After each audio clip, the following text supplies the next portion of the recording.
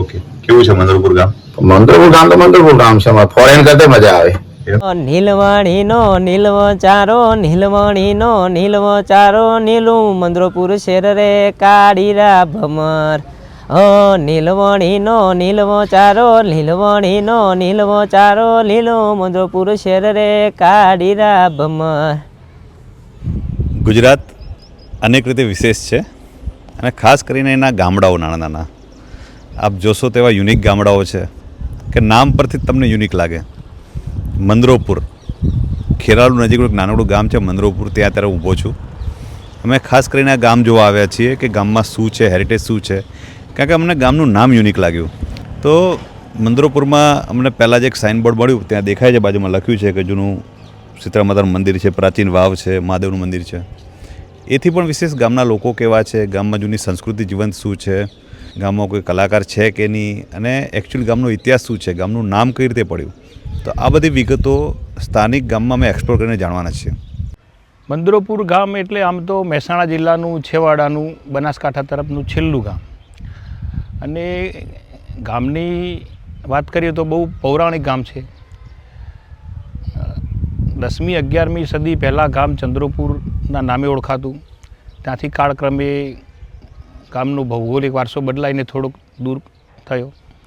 ગામમાં અત્યારે તો મોટાભાગે તમામ પ્રકારની વસ્તી, અંદાજિત 5,000-1,000ની વસ્તી રહે છે, બધી જ કોમો રહે છે. ગામમાં અત્યારની શિક્ષણની પરિસ્થિતિ ખૂબ જ સારી છે. શિક્ષણમાં જોઈએ તો ક્લાસ 1 અધિકારીઓ પણ અમારા ગામના હાલ સરકારમાં ફરજ બજાવે છે. શિક્ષકો હોય, પ્રોફેસર હોય, ભારતીય આર્મીમાં નોકરી કરતા હોય, તો એવા ખૂબ જ શિક્ષણમાં તો ખૂબ સારું ગામ આગળ વધી ગયું છે. પૌરાણિક વારસો પણ એટલો મજબૂત છે. ગામમાં 11મી સદીની સોલંકી કાળની એક વાવ આવેલી છે કે જે સિદ્ધરાજ જયસિંહના સમયમાં ખોદાવેલી છે. અંદાજિત 7 કોઠાની વાવ છે. હમણાં સુધી અમે જ્યારે બાળકો નાના હતા ત્યાં સુધી અમે એમાંથી પાણી પીતા, આખું ગામ એમાંથી પાણી પીતું અમારી વાવમાંથી. વાવના કોઠે શીતળા માતાનું પ્રસિદ્ધ મંદિર આવેલું છે. શીતળા માતાની બાજુમાં મહાદેવનું મંદિર આવેલું છે. એ જ મહાદેવનું મંદિર કે જે ચંદ્રપુર આપણે 11મી સદીમાં કહીએ છીએ, ત્યાંથી જ એના પથ્થરો નીકળેલા જમીનમાંથી, અને પથ્થરો લાવીને જે તે વખતે ગામ લોકો અહીં મંદિરનો ફરી જીર્ણોદ્ધાર કરેલો. ગામના નામની જો વાત કરીએ તો જે ભગવત ગોમંડલ અને એનો જે આખો અભ્યાસ કરતા બીજું પણ હકીકત આવે છે કે ભાઈ મંદિરોનો સમૂહ. અને ગામની અંદર અત્યારે શીતળા માતા છે, દુધેશ્વર મહાદેવનું મંદિર છે, ચેહર માતાનું છે, જોગણીઓ માતા, એમ અલગ અલગ મંદિરોના સમૂહ વચ્ચે વસેલું ગામ. ત્યારે પણ એને મંદરોપુર તરીકે ઓળખાય છે, મંદિર અને સમૂહ સાથે, એટલે મંદિર સમૂહ સાથે. બીજી હકીકત પણ એક એ છે કે અહીંયા પહેલાં શરૂઆતમાં શ્રીમાળી બ્રાહ્મણો વસતા, અને એ લોકો સંગીતના ઉપાસક રહેતા, અને મંદર રાગ તરીકેની ઉપાસના થતી. અને અત્યારે પણ એ બધા, અત્યારે તો ગામમાં કોઈ વસ્તી નથી, બધા ખેરાલુમાં વસે છે, પણ એના આધારિત કે ભાઈ મંદરો રાગના જે ઉપાસક તરીકે વસેલું ગામ તો મંદરોપુર, એ પણ એક સમય તત્કાલીન જે ગામના એ સમયના આગેવાન જ્યારે મળેલા રૂબરૂ, ત્યારે એમને પણ આ વાત કરેલી. અત્યારે તો હયાત નથી, પણ ગામના પોલીસ પટેલ તરીકે કામ કરતા અમારા મોટા બાપા જ હતા.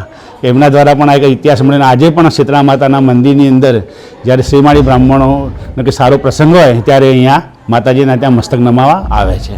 હા, બીજી થિયરી એ પણ છે કે જે મીનળ દેવીના જે નામ ઉપરથી સિદ્ધરાજે છે પોતાના માતા મીનળ દેવીના કારણે જે આખું એમના અહીં જન્મ થયેલો અને માતાના નામ યાદમાં એમણે આ મીનળ દેવી, મીનળપુર, અને એના ઉપરથી મંદરોપુર તરીકેનું પણ એક અસ્તિત્વ તરીકે ગામ ધરાવે છે. એટલે કે આ અનુસૂચિઓ પણ એક ઇતિહાસ તરફ આપણને લઈ જાય છે કે જેનું સંશોધન કરવાથી આપણને કંઈ વિશિષ્ટ અને સારો ઇતિહાસ જે સોલંકી કાળથી અત્યાર સુધીનો આપણને જાણવા મળી શકે. અને આજથી વર્ષો પહેલાં, એટલે 30-40 વર્ષ પહેલાં તો એટલું બધું આ વાવનું પાણી, મંદરોપુર વાવનું જ પાણી પીતા, અને વાવના પાણીથી બધા એમ કે આ રોગ થાય. આ વાવના પાણીથી કોઈ દિવસ કોઈને કોઈ જાતનો કોઈ રોગ થયો નથી, અને ખૂબ સરસ પાણી હતું. ઉત્તર ગુજરાતમાં સોલંકીકાલીન સ્થાપત્યો ઘણા બધા મળે છે, અને એમાં પણ વાવ. હવે આપ જોઈ શકો છો આ મંદરોપુરની વાવ અદ્ભુત સ્થાપત્ય ધરાવે છે, અને શિલ્પો પણ ઘણા છે. જો કે થોડી ખંડિયર અવસ્થામાં છે તો આ તૂટે નહીં, એ પણ આપણે સાચવવું જોઈએ. અને અહીંયા શિલ્પો ખૂબ સરસ છે. નંદા પ્રકારની આ વાવ છે, અને સેન્ડસ્ટોન કહેવાય, રેતિયા પથ્થરથી બનેલી છે.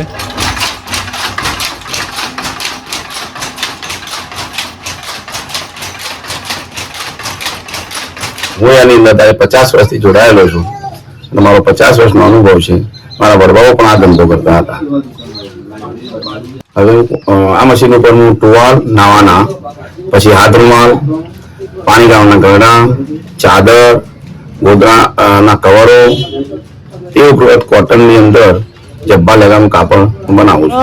કરશન ભગવાન હાલ્યા દ્વારિકાને કાંઈ, કરશન ભગવાન હાલ્યા દ્વારિકાને કાંઈ, લીધો મણિયારા વારો વેશ કે હોવે હોવે, લીધો મણિયારા વારો વેશ કે હું તો તને વારિયા જીઓ મણિયારા. રાધા રાણી રે બેઠા માંડવે ને કાંઈ, રાધા રાણી રે બેઠા માંડવે ને કાંઈ, લીધો મણિયારા વારો વેશ કે હોવે હોવે, લીધો મણિયારા વારો વેશ. ચેહર માતાનું બહુ પૌરાણિક મંદિર આવેલું છે. એમાં પણ દર ચૈત્રી આઠમે બહુ મોટો મેળો ભરાય છે. શીતળા માતાનો તો બહુ જ મોટો મેળો ભરાય છે. અંદાજિત 50,000 થી 1 લાખ લોકો મેળામાં શીતળા સાતમે, શ્રાવણ મહિનાની શીતળા સાતમે લોકો આવતા હોય છે. ગામમાં સરકારી પ્રાથમિક શાળા, આરોગ્ય કેન્દ્ર, સરકારી જાહેર પુસ્તકાલય 1942 એટલે કે આઝાદી પહેલાનું 1942 નું પુસ્તકાલય છે.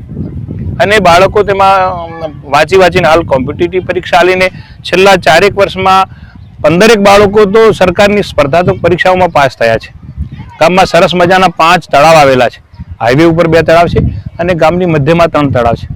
મોટાભાગે તળાવો ચોમાસા શિયાળામાં ભરાયેલા રહે છે. ગામનો મુખ્ય વ્યવસાય ખેતી પશુપાલન છે. ગામની દૂધ મંડળી રોજનું 10,000 લીટર દૂધ એકત્ર કરે છે. એ દૂધ મંડળી વાર્ષિક ધોરણે જોઈએ તો 12 કરોડનું ટર્નઓવર કરે છે.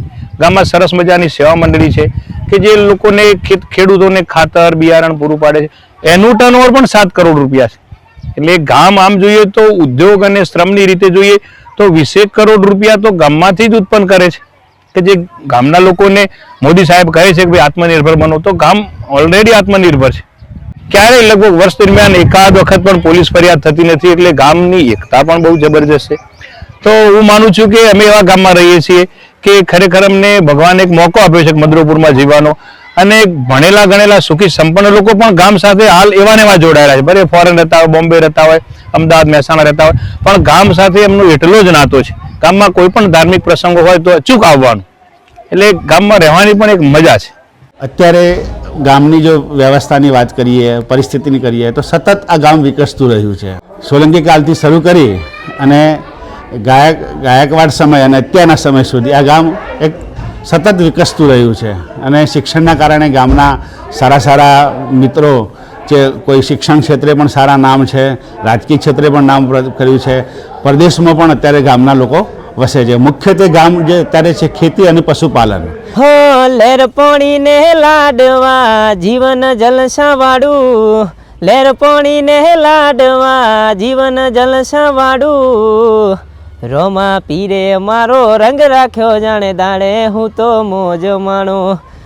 જેને 60 ના હો કરવા હોય રણુજા જવું પડે, જેને રોમા પીરની મેર થાય એને મોંઘવારી ના નડે. લેર પોણીને લાડવાને મારું જીવન જલસા વાળું, લેર પોણીને લાડવા જીવન જલસા વાળું, રોમા પીરે મારો રંગ રાખ્યો હું દાડે હું તો મોજ માણું.